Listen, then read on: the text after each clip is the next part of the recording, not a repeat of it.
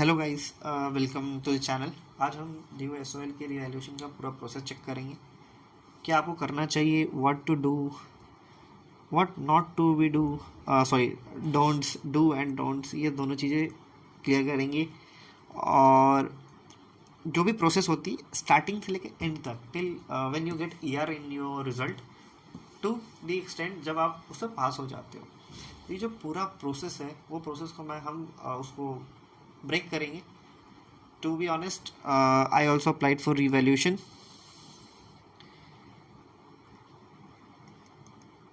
और मैं इस revaluation में पास हो चुका हूँ। So you can see here the completion which is been mentioned, pass base distinction वाला। और ये मुझे जो मेल आया था जिसमें इट्स क्लियरली मेंशन्ड कि आपका जो बीकॉम ऑनर्स का जो लास्ट सेमेस्टर का पेपर था जिसमें पहले ईआर आया था वो अब रिवाइज हो चुका है with D and 4 marks. I know the marks is not that pretty as I have score if it is not went on revaluation, but हाँ ठीक है, I actually at least I have passed and अब हम वापस से वो process में नहीं जाएंगे। तो चलिए मैं आपको पूरा प्रोसेस बताता हूँ, how it's happen and when it's happen. तो रिजल्ट केम, सो मैं कौन से बैच का हूँ आपने अभी तक देख लिया होगा। सो I M batch 2021 2024। I am this batch student. Along with it, I'm a CA finalist.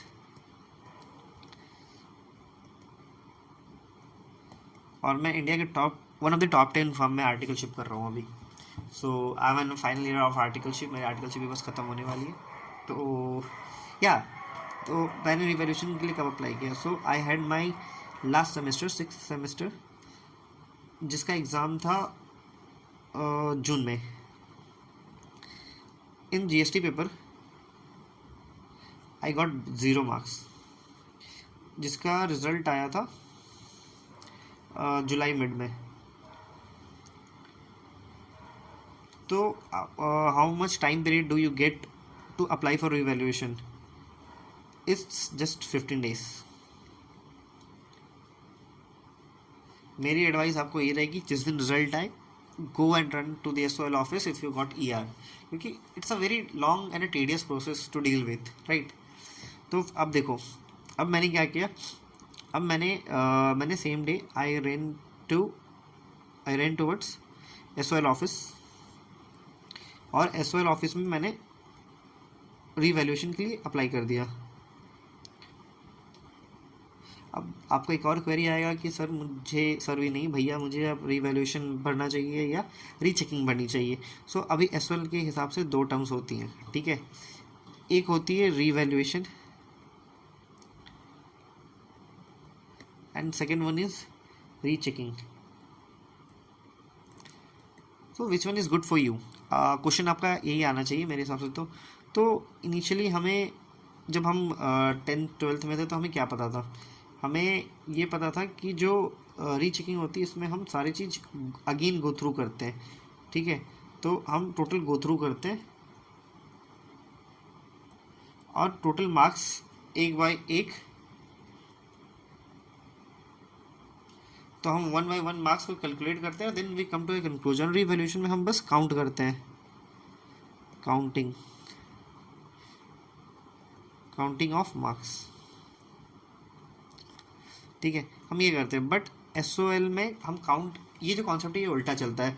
यहाँ पर जो गो थ्रू है वो रिवैल्यूएशन में होती है, और काउंटिंग वाला जो होता है वो रीचेकिंग में होती है।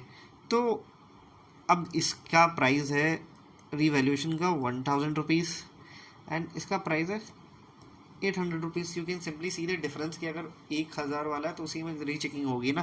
तो सिंपल सा बात है, 200 का डिफरेंस है, then you definitely go for revaluation, जहाँ पर वो काउंट भी करेंगे और दोबारा से आपका चेकिंग भी कर लेंगे। तो आपको क्या करना है, आपको ड्यू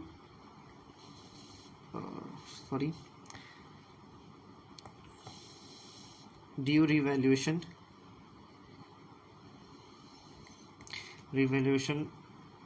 फॉर्म फिल करना है। कहाँ से मिलेगा? ये ड्यू की वेबसाइट से मिल जाएगा, बस सर्च करना है due revaluation form, search on Google, आपको एक फॉर्म मिल जाएगा, उस फॉर्म को डाउनलोड कर लेना, पीडीएफ फॉर्म में होगा, उसे प्रिंट भी कर लेना। तो प्रिंट करके उसे आपको फिल करना है, ठीक है, जो भी डिटेल्स होती हैं जैसे paper number, examination roll number, किस में बैक आया, कितना नंबर आया, तो उसके लिए आपको फिल करना पड़ेगा। तो वो करना जाना किधर होगा, तो आपको जाना पड़ेगा SOL नॉर्थ ऑफिस। सो उधर ही एक छोटी सी एक साइबर कैफ़े भी है, साइबर कैफ़े, ठीक है, तो 3 कंप्यूटर्स डाल के वो बैठे हुए हैं जो उनका वो प्रिंट कर देते हैं। तो आपको कुछ सेट ऑफ डॉक्यूमेंट्स चाहिए होंगे। First set of document is, उस सेट में पहला डॉक्यूमेंट क्या होगा, आपका रिजल्ट जिसमें आपके बैक आया है। Second, your admit card.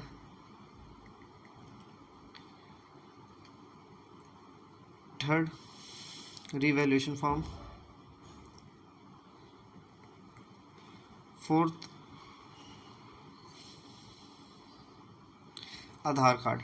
Aadhaar card मुझे याद नहीं है, बट एक बार रख लेना आप, क्योंकि अगर बाद में उस समय मांगे तो how will you get that. तो इन सभी को आप लेकर के जाना, it's a very important thing. फिर आपको इसको ले करके और फॉर्म फिल करके आपको जाना है ऑफिस के अंदर।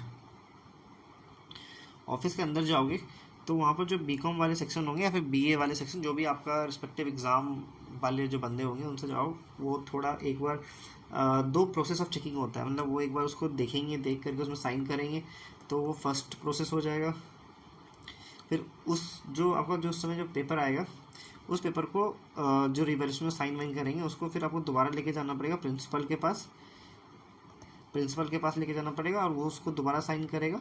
और वन इज डन, आपको एक सेट ऑफ डॉक्यूमेंट मिल जाएगा। अभी तक आपने पेमेंट जरा भी नहीं किया, आपको वो प्रिंसिपल का साइन एक स्टेटमेंट मिल चुका है। अब इस डॉक्यूमेंट को लेकर के, जो कि ये डॉक्यूमेंट आया है, इसको आप लेकर के जाओगे एग्ज़ामिनेशन डिपार्टमेंट। इसको आप लेके जाओगे कहाँ, एग्ज़ामिनेशन डिपार्टमेंट, DU एग्ज़ामिनेशन,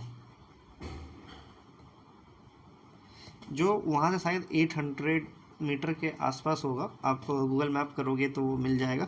तो वहाँ जा कर के आपको वो जो डॉक्यूमेंट है वो उनको दिखाना है, जो वहाँ पर रिस्पेक्टिव एग्ज़ामिनेशन डिपार्टमेंट में बैठे हुए होंगे। तो उनको जब आप वो डॉक्यूमेंट दिखाओगे ना, तो वो आपको फ़ी पेमेंट करने के लिए बोलेंगे। फर्स्ट फ़ी पेमेंट, तो ये जो आपका फ़ी पेमेंट होगा तो वहाँ पर एक QR कोड होगा। तो उस QR कोड को आप स्कैन करोगे तो आप एक वेबसाइट पे रिडायरेक्ट हो जाओगे, और उस वेबसाइट पे जा करके आपको फ़ी पेमेंट करनी है। उससे पहले उसमें आपको अपनी ईमेल ID, अपनी mobile number, name, roll number, बाकी सारी डिटेल्स देनी है ताकि वो उनका हो जाए। फिर आपको इन्वेलप,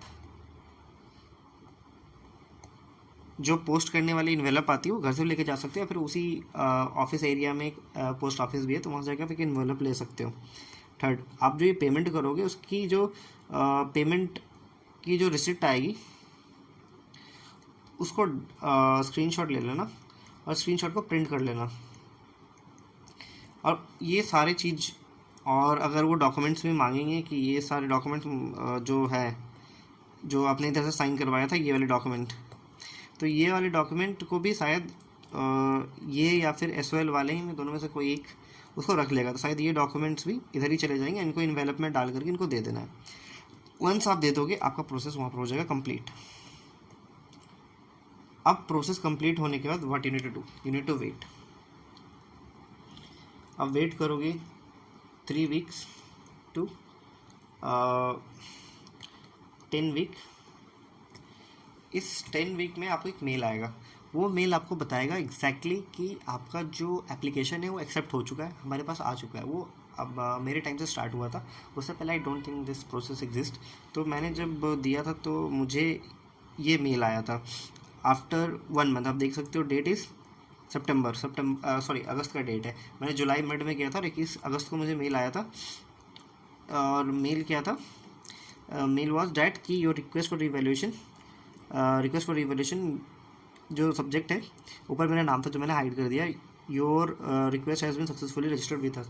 तो इसके हिसाब से ये हमारा जो रिक्वेस्ट है वो सक्सेसफुली रजिस्टर्ड हो गया, but it's not a passing thing. तो इसके बाद आपको 2 से 3 महीने वेट करना पड़ेगा। ये ड्यू का बेस्ट टाइम है, मतलब that's the best thing. Due can solve the problem in 2 to 3 months. उससे पहले तो नहीं करेगी, उसके बाद वो बहुत लेट कर सकती है। सो इतना होने के बाद यू नीड टू वेट।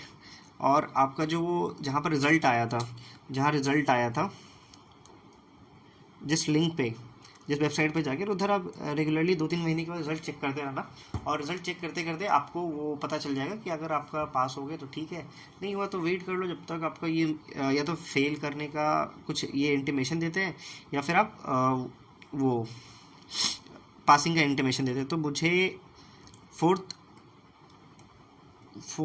अप्रैल को मुझे पासिंग का मेल आ गया था कि if you go through it, इसमें लिखा हुआ है कि इस पेपर नंबर पे मेरा 4 D and 4 मार्क्स ऐड हो गए। Initially it was 0 and D and 4 was added to it, तो मैं पास हो गया।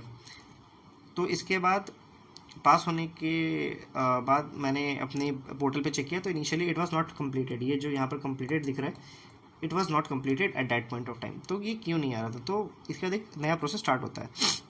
तो मैंने क्या किया था और आपको क्या करना, पहले ये देख लो। आप देखोगे तो री एग्ज़ामिनेशन के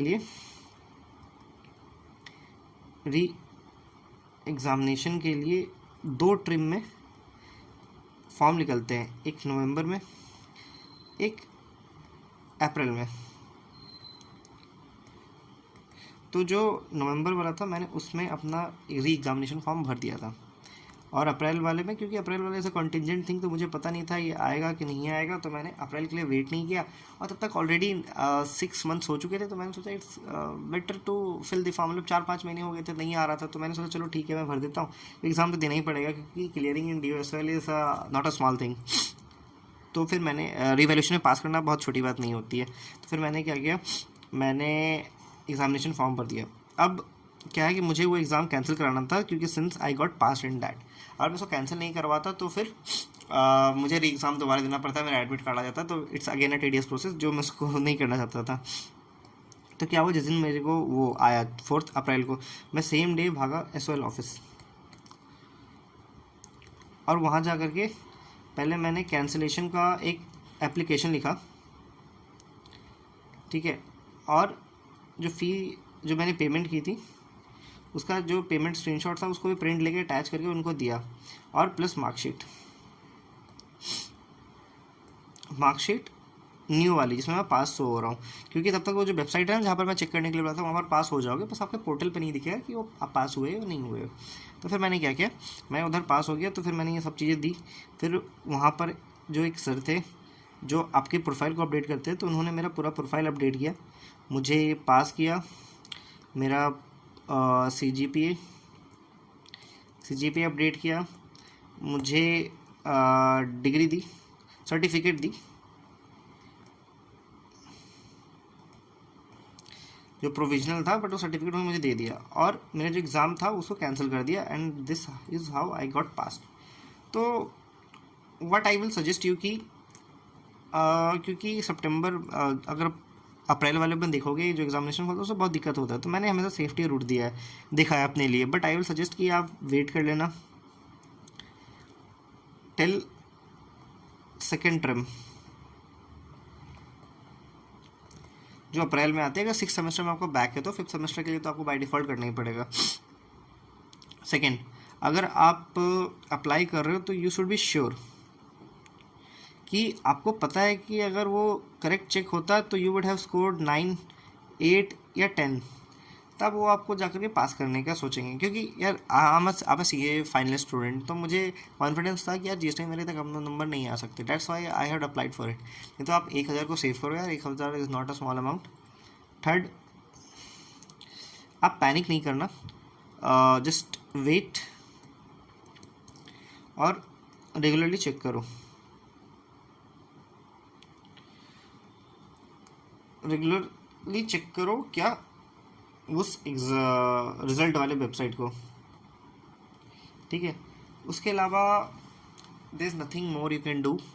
आपका अगर ईयर आ गया है तो आपका साल बर्बाद हो ही जाएगा, आप कहीं एडमिशन नहीं ले सकते हो। हाँ, just a thing you can do is, आप अगर आप पास हो जाते हो तो आपके डिग्री में वो हो जाएगा कि आप बाद में एक्सप्लेनेशन दे सकते हो, कोई भी रीज़न दे देना, बट कि आपने 1 साल ड्रॉप क्यों किया। बट अगर पास हो जाओगे तो आपका डिग्री में जो पासिंग और आपका कंप्लीशन का ड्यूरेशन रहेगा वो आपकी कोर्स के ड्यूरेशन के हिसाब से ही रहेगा। जैसे मेरा 21-24 था, अगर मैं उसमें फेल हो जाता अभी ER वाले में, तो फिर मैं 21 to 25 हो जाता, जो आपके इनिशियल ईयर्स को जस्टिफाई नहीं कर सकता और सामने वाले को पता चल जाएगा आपकी बैक आ रखी है। सो दैट्स ऑल गाइस, मैंने आपको पूरा सोल्यूशन दे दिया है, आपको क्या करना है, कैसे करना है। बस अब रिलैक्स हो जाओ। अगर आपकी ईआर आई है टेंशन मत लो, और अगर आपको किसी चीज़ में डाउट है so feel free to comment करो नीचे, मैं बताता हूँ। Okay, thank you guys.